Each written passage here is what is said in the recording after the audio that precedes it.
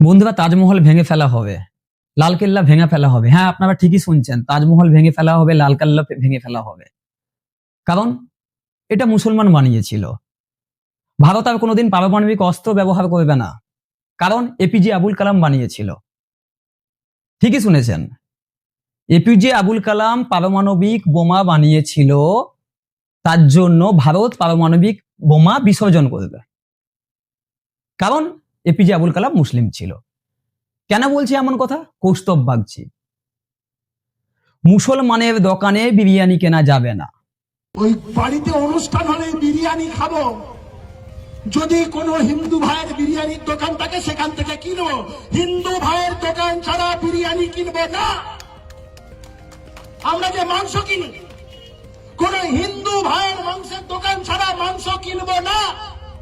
আমরা হালাল মাংস খাবো না। প্রত্যেক কটা দোকান জিনিসপত্র যাই কেনেন না কেন, প্রত্যেক কটা দোকান যারা যারা হিন্দুরা আছেন কান খুলে শুনে নিন, আমাদের ধর্মের বাইরে কোন লোকজনের থেকে আমরা কোন ব্যবসা বাণিজ্যিক সম্পর্ক অব্দি রাখবো না। মুসলমান যেসব জিনিস বানিয়েছে সেখানে পা তোলা যাবে না, চোখে দেখা যাবে না। মানে কি বার্তা দিতে চাইছেন? আলটিমেট রাজনীতি চলছে না ধর্মনীতি চলছে? ধর্মগুরুদের পদগুলো, চেয়ারের আসনগুলো খুব বিপজ্জনক অবস্থায় রয়েছে। কারণ দুদিন পরে শুভেন্দু বাবু, কৌস্তব বাগচি এরাই ওই আসন না দখল করে নেয়। ভেবে দেখেছেন কিভাবে মানুষের মধ্যে বিভেদ সৃষ্টি করছে? শুধু ক্ষমতার লোভে, শুধুমাত্র ক্ষমতার লোভে। যখন আমাদের মুখ্যমন্ত্রী মমতা বন্দ্যোপাধ্যায় পুরীতে জগন্নাথ মন্দির উদ্বোধন করার চেষ্টা করলেন, বা সেই মুহূর্তে চেষ্টা সময়কালীনে পূর্ব মেদিনীপুরে একটা পোস্টার বেশ ভালো মতো ছেয়ে গিয়েছিল, বাংলার হিন্দু এক হও। একদিকে শুভেন্দু বাবুর ছবি, একদিকে প্রধানমন্ত্রীর ছবি। ভালো কথা, কিন্তু রাজনৈতিক ব্যক্তিত্ব, বিরোধী দলনেতা বা রাজনৈতিক ব্যক্তিত্ব এই টাইপের স্লোগানটা উনার থেকে আমরা বেশি আশা করবো না কার্তিক মহারাজের কাছ থেকে বেশি আশা করবো? ব্যাপারটা একটু বুঝে দেখেন, অনেক কিছু বোঝার আছে। শুধুমাত্র নিজেদের সার্থকতা বজায় করতে, নিজেদের স্বার্থ লুকিয়ে আছে, সেই স্বার্থ বজায় রাখতে চেয়ারের লোভে, পদের লোভে মানুষের বিভেদ সৃষ্টি করছে। সেই হিসেবে দেখতে গেলে তো বিরিয়ানির আবিষ্কার করেছিল মুসলমানরা, আরব জাতি।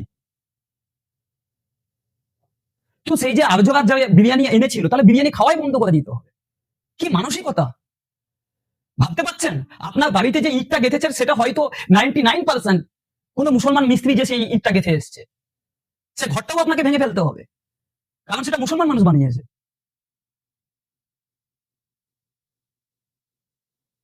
ইনাদের মাথা বিক্রি হয়ে গেছে, ইনাদের মাথা কাজ করছে না, যেন হেন তেন যে কোনো উপায়ে চেয়ার দখল করতে হবে। তার জন্য নিজস্ব পুঁথিগত শিক্ষা, যে বাবা যে শিক্ষা দিয়েছে সেই শিক্ষাটাকেও বিসর্জন দিতে হবে, মানবিক শিক্ষাও বিসর্জন দিতে হবে। আলটিমেট আমাকে চেয়ারে আসতে হবে। লক্ষ্য কি জিনিস চলছে পশ্চিমবঙ্গে? এটা শুধুমাত্র রাজনৈতিক ফায়দা। কোথা সিপিএম তো নিচ্ছে না রাজনৈতিক ফায়দা এইভাবে। আজকে আমার বাড়ি হলদিয়ায়, তো হলদিয়ায় আপনি একটা খোঁজ খবর জনগণ আপনারা নিয়ে দেখবেন, রামচন্দ্রপুর বলে একটা জায়গা আছে, বিজয়রামপুর রামচন্দ্রপুর, চৈতন্যপুরের কাছে। ওখানে বাৎসরিক পৌরবেশ মোবারক হতো। তো ওখানে শুভেন্দু বাবু প্রতি বছর যেতেন। ধর্ম কোথায় ছিল? তিন বাটি গোসের কথা বাদ দিলাম, ধর্ম কোথায় ছিল? ধর্ম যে যার, আপনার ধর্ম আপনি পালন করবেন, আমার ধর্ম আমি পালন করব, জনগণ তাদের ধর্ম পালন করবে। একটা কথা বারবার তকমা দেওয়া হয়েছে, জিহাদিদের আমরা বিরুদ্ধে, জিহাদিদের বিরুদ্ধে। জিহাদ কথার অর্থ কি? জিহাদ কথাটা এসেছে কোথা থেকে? জিহাদ তো আরবি শব্দ, যার অর্থ হলো সংগ্রাম, প্রতিবাদ করা, অন্যায়ের বিরুদ্ধে প্রতিবাদ করা। পশ্চিমবঙ্গের মুসলমানরা হিন্দুদের টিকতে দিচ্ছে না, না গায়ে ঠ্যাং তুলে আপনারা জোর করে ঝগড়া করার চেষ্টা করছেন। একটা পয়েন্ট দেখিয়ে দেন যে মুসলমানরা বেফালতু অযথায় হিন্দুদের উপরে স্বৈরাচারী করতেছে, বা পশ্চিমবাংলায় অত্যাচার করছে। পুরো মুসলমান সংগঠন এক হয়ে যে সেটা বিরুদ্ধে, মানে হিন্দুদের বিরুদ্ধে মাঠে নামছে, ডিরেক্ট প্রচার করছে হিন্দুদের মেরে ফেলো, কেটে ফেলো, চেন তলা করে কাছায় মেরে দাও, কারণ সে মুসলমান এমপি বা এমএলএ সিলেক্ট হলে। ওদের দলে যে কটা মুসলমান এমএলএ জিতে আসবে বিজেপি সরকারে আসবে, চ্যাংদোলা করে তুলে রাস্তায় ফেলবো। কি মানসিকতা এটা? এটা কি সার্বভৌমত্বের লক্ষণ? এটা কি সংবিধান বিরোধী নয়? আর্টিকেল 14, যেখানে ধর্ম নিরপেক্ষতার কথা বলা হয়েছে, যে প্রত্যেকে ধর্ম সমান অধিকার পাবে, তাহলে সেটাকে কোথাও থেকে ভুল দিকে নিয়ে যাওয়া হচ্ছে না? আপনারা আলটিমেট সমাজের হাল ধরতে চাইছেন না সমাজের হাল বিগড়াতে চাইছেন? আমার কোশ্চেন থাকবে এটা। দিলীপ বাবু তো একটা বিজেপি সমর্থক, এর আগে আমরা রাহুল সিনহাকে দেখেছি, কোনোদিন এই টাইপের কটু মন্তব্য করেছেন? আপনারা জননেতা, আপনারা মানুষকে সমজ দিক দেখাবেন, রাস্তা দেখাবেন, না লক্ষ্যভ্রষ্ট করাবেন? কোনটা? না দ্বন্দ্ব লাগাবেন? চাইছেনটা কি? পশ্চিমবঙ্গ মানুষের কাছে কি ভুল বার্তা দিচ্ছেন না আপনারা? শিক্ষা কোথাও থেকে তো অবাক আছে আপনাদের, এটা তো বুঝতে হবে। এতগুলো মানুষ আপনাদের সমর্থন করেন, জনপ্রতিনিধি আপনি, ইনারা আছেন, কালকে ওনারা থাকবেন বা আপনারা হবেন, ভালো কথা। তো তার জন্য একটা নির্দিষ্ট লক্ষ্য থাকবে না? একটা শিক্ষাকে বিক্রি করে দিতে হবে, বিচার বুদ্ধি বিক্রি করে দিতে হবে, পশ্চিমবঙ্গের কালচার নষ্ট করে দিতে হবে?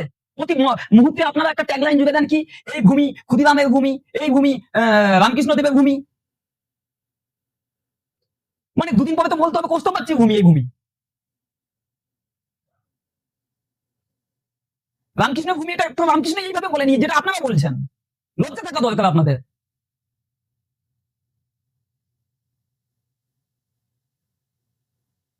ধর্ম নিয়ে না রাজনীতি করছেন,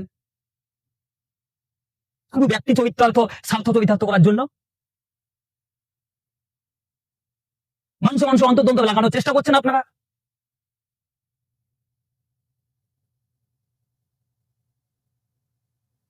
নমস্কার।